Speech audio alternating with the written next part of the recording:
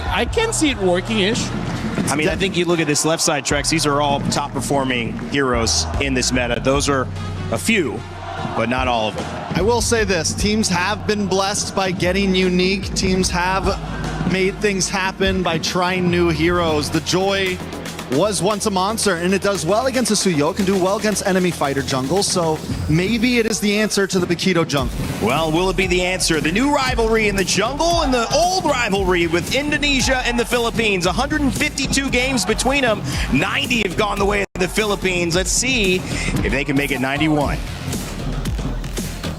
Thank you so much. We're jumping into our very first series. Me and Brig are here to catch it all. We got Vitality on the blue side facing up against the Falcons on the red. And immediately, we already see the openers from both sides. The draft has been particularly interesting. This is the first time we are seeing Joy here and now in this game. It's a Bakito versus a Joy in the jungle.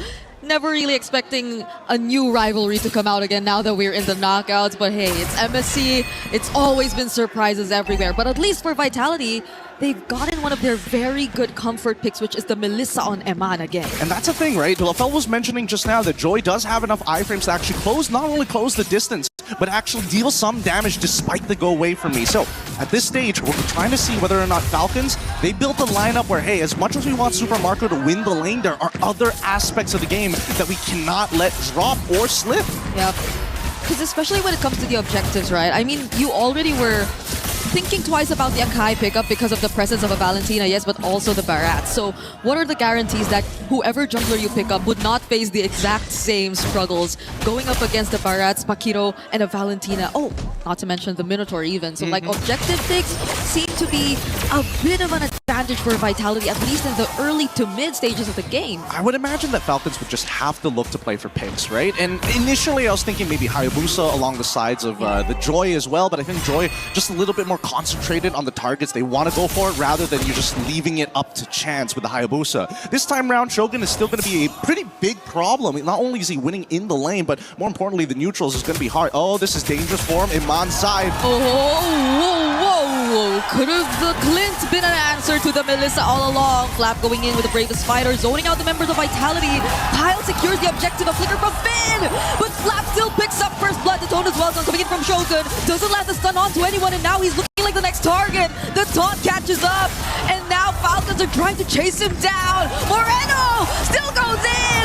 He will try to find the trade. Nile picks it up, but Falcons, they're not gonna fight. No, they can't go for any more than this. Not enough cooldowns on Nile to actually chain it together. So far, so good. It's one-to-one trade-off so far, and man, let's look at this replay one more time, because again, this matchup down by the bot lane really depends on the positioning of Iman. If he runs out of that traditional front-to-back, he will lose, but keep in mind that even for Lapu, there was no need for him to flicker into that, right? He's so deep in the sauce, can't seem to get out afterwards unless he was looking to try and maybe get the bravest fighter off of cooldown as soon as he's done, and even then, it's too early to say.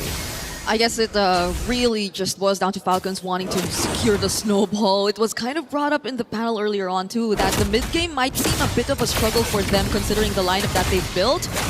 We're looking at another replay here. Just the casual purple steal in front of Niall's face, you know? Just the good old from Kyle as they're looking for another kill here as Ogren able to snatch one. No way, the damage from Super Marco is insane! Finn goes down next and Kyle catches up onto Moreno. There goes Eman trying to save his teammate. And he successfully does! Oh! But the Abyssal Arrow from Haji doesn't let him get away, Eman! There are 4 members of Falcons here down bot, doesn't have to go away anymore! And Kyle will just pick up the kill! This is snowballed into a pretty huge lead for the Falcons side. One bad fight taken, resulting in a dive on bot side. Everything that they wanted to get and more has been taken. Well, that and Super Marco not getting the kill. He's got 4 assists in his back. He even flickered for it. So, you know, Haji, yo, KDA machine, calm down. I need the money, sir. Please. Yeah, I imagine this is exactly what Falcons wanted. And they already have that 3K goal lead, which is really great. If the second turtle still goes over to their side, Vitality, what we were expecting for them in terms of objectives might not happen anymore. No! He just stole away that objective from Falcons. Now it's Flap all alone in the middle of 4 members. The Minoan Fury already casted, still catches on to Flap.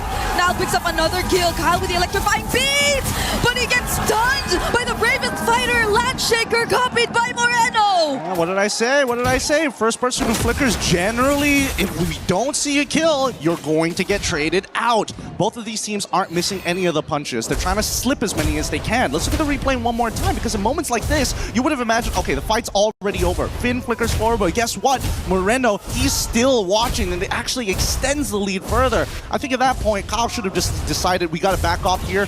But that's a scary part in these types of drafts. Giving away a trade could lead into a bigger snowball, and that's why you see that both sides are so eager to trade 1-for-1 every single time. Such a good steal, though. I'm still not over it. I don't think, and I couldn't really imagine that he was actually within Retribution range. But now just punch forward and actually got it away from Team Falcons. Now it's Vitality. That 2 or almost 3k Goldie we saw earlier is now cut to half. So I think we're sort of even all over again across the map. But hey, Shogun! Whoa! Actually decides to go for Ogwen. Is that the choice that they actually want? The Wrath of Dryad copied as well, so they get to take at least the 1-for-1. Kyle catches up though, now not looking in a great position. Does he get to sustain his way out of it? It's a no! Falcons chased him down. Yeah, once again, pretty difficult choice there. I think Niall even recognized that if he tried to go back into the get away from me boundary of Iman, it might have led into him getting killed as well. So this is probably the best option, but the arrow hits once more. And Haji, making sure that he is the KDA machine, continues to follow as programmed. That's a crazy combo. Okay, maybe that's where the burst is going to come from after all. You know, it's the Selena and the Clint, who had a very decent lane. He did mention it was 004 earlier, now it's 007. So I think there's been very decent kill participation over to Super Marco's side. But he is a threat that has yet to be shut down by Vitality. He's so well farmed on this Clint, currently 2 levels ahead of Eman. Let's also not forget about Kyle, who's actually making a lot of these motions happen in the first place. Like Ogwen, it's pretty straightforward. He's just got to chain that CC, but who gets that initiation? Who is able to kind of get all the spells out of their opponents? And I think Kyle has done a phenomenal job as of yet. Now, cutting back over to Niall, right? Sky Piercer as second item, pretty dangerous. He's 4-2-0, which is already great, but how many fights will he find despite the 3.2k lead that Falcons have developed, right? And a majority of that lead actually is on Super Marco. Yeah, because I think that fight earlier was started by Vitality, but it was Falcons actually winning it out off of that decision to try and burst down Ogwen, which I think they failed to actually achieve. Another Abyssal Arrow, gotta dodge that. And Finn seems to be having a much harder time right now dealing with the damage and tanking the front lines for Team Vitality at this point. There's also so much range, honestly, over on Falcon's side, which I think is going to be a problem if Vitality just really want to deal with the more front-to-back approach of landing these team fights. Only naturally. I think that Vitality, it's Iman, right? He is going to be the key to make this game open wide. Oh, Coco gets haunted just a bit. Not gonna really be the target for Falcons just now, though. They just stole away that orange buff, and that's all that they wanted. Yeah, no, this is actually a perfect coming in from Falcons, right? There's no need to try and impose your lead on your opponent, especially when it's within the 2.9 to 3k, right? It's very deceiving for most people. You would imagine that everybody is rich. No, it's not everybody is rich. It's Super Marco and Kyle who's kind of rich, and even then, it's really just Super Marco. So as long as Vitality take Marco out of the question, then maybe they have an opportunity, but Falcons isn't going to let it go for free. So now watch the motions on the map, right? Vitality start from their side of the orange, and they're going to do the sweeping motion towards the top side after they correct bottom, right? When you have control over one sector of your map, you got to make sure you set up those waves. Yeah. Right now, at least, Falcons, though, will have a clear idea of where Vitality is coming from. It's a very difficult task to find Super Marco, but there are ways that Vitality can actually pick him off. But Falcons are already grouped up. There goes Flap, already trying to zone. Wrath of Dryad already committed as well, but the electrifying beats are dealing too much. But they don't Yuri, the Daytona's welcome. A 4-man knockup coming in from Vitality. Kyle finds Shogun, but that's going to be an exchange of his life. Oh, man. Oh, gets hit by the arrow as well. They're going to get one more for this. Finn in trouble. Yup, has a heal. Oh. He will be saved, though. But Flap finds the kill still, and Super Marco, too, picking off Niall. Man. This has got to be really frustrating for Vitality. A great engagement. They found everything that they were looking for. It's just unfortunate that Iman, he's not really the finisher here. It's supposed to be Nile, but he was the one taking so much damage. Look, Nile already with the empowered, with his empowered champion stance, he got the damage reduction and then realizes, I need to get back into the fight. But since he doesn't have Flicker, he can't close the distance as quickly as you would expect a Paquito EXP. So really, it's on Iman to get those big chunks in these fights and then look for Nile to actually try and clean it up, because nobody else on their side can do it other than maybe Moreno if he steals the bravest fighter. Yeah, but honestly, the amount of disruption and formation breaking heroes that are present in the lineup of Team Falcons are just not making it easy for Eman to do his job, nor even place Muddles in a perfect position to at least force Falcons to be a bit more 50-50 about the team fights that they actually want to take, and now they're on the verge of just losing out on more and more structures.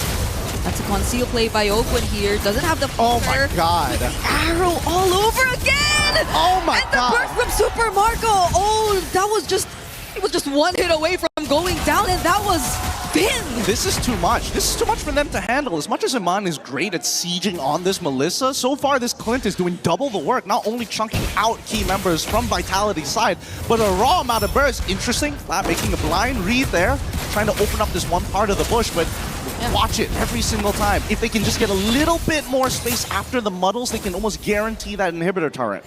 Yeah, he didn't have the flicker there too, so it was just probably them really wanting to zone away Team Vitality further from being able to defend that turret, but nonetheless, at least for Vitality now, they're still holding on to their base turrets. It's an 8k gold lead that we're looking at right now, though. I think being able to come back from this kind of situation really requires for Eman to get as much farm as he should. But now that Falcons, especially with the Selena, are taking full control of the map, it's looking like a very difficult task at this point. Well, I think it's a good time to play good and bads here, right? Because truth be told, the best situation possible for Vitality is if they wait 2 Lords, and then they should be able to even out in terms of the gold.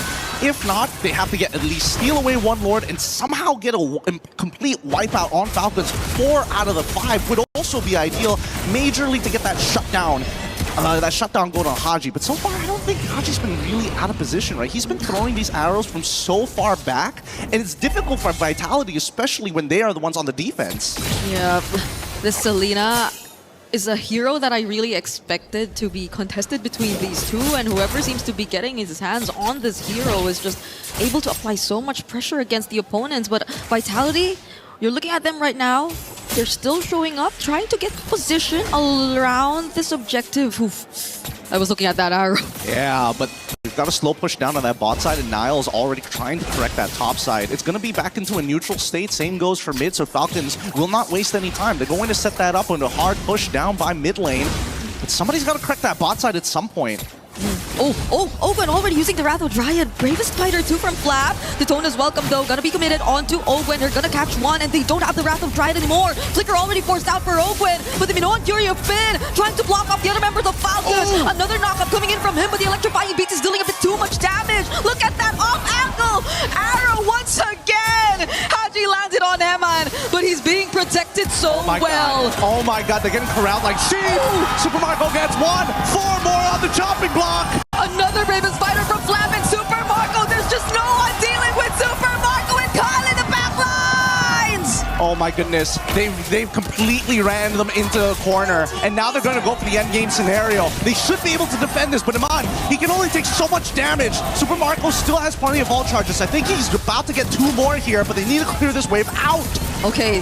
Oh my god. They get to clear it. They get to clear it for now, but this is Super Marco and Haji. The range that you have to deal with against these 2 members of Falcons. This is no joke. Vitality, I mean, even that Minoan Fury that you saw from Finn earlier, the most that they could do with it is just prevent Falcons from getting even closer, but they weren't able to deal with the other members who were already looking towards engaging from the backlines. It's just crazy how they're influencing these fights. It's just like it's like a sheepdog corralling sheep. They're just putting them back into the pen every single time, and once they get that back angle, it completely forces Vitality to just say, no, we can't win this fight anymore. We need to keep it front to back as much as we can, and Falcons are the ones who are looking to break that. Not to mention, we should probably drop the Bulletproof Marco at this point. He's Machine Gun Marco, man! He's Machine Gun Marco with Ballista Haji in the back. Being able to siege them down from underneath their turrets is crazy. Whoa, that was also the great Dragon Spear pickup for Super Marco, as we got to see in the items. Another arrow landing, and they have a Lord still marching in mid. Eman, how does he actually deal with this? Ogwen does have the flicker once again. Lord already in the base. Eman, below half HP. It's already within range. Vitality have to deal with it first, but Flap lands the stun on Eman, forcing to go away. Kyle finds the kill onto Finn, and Flap is looking to be in danger right here. There goes Rather Giant all over again, and the Falcons, they just put an end to game number 1. Beautiful game here, beautiful game, but the series ain't over just yet. This is the hard work and adaptation coming in from Team Falcons PH after their crushing loss against Vitality in the group stages. A great adjustment, but also it's not the end of the road just yet. Vitality, they can correct themselves here. It's not impossible. Just know that the priority list has definitely changed. It's shifted right now. We saw it in the draft. We saw it in the way Falcons were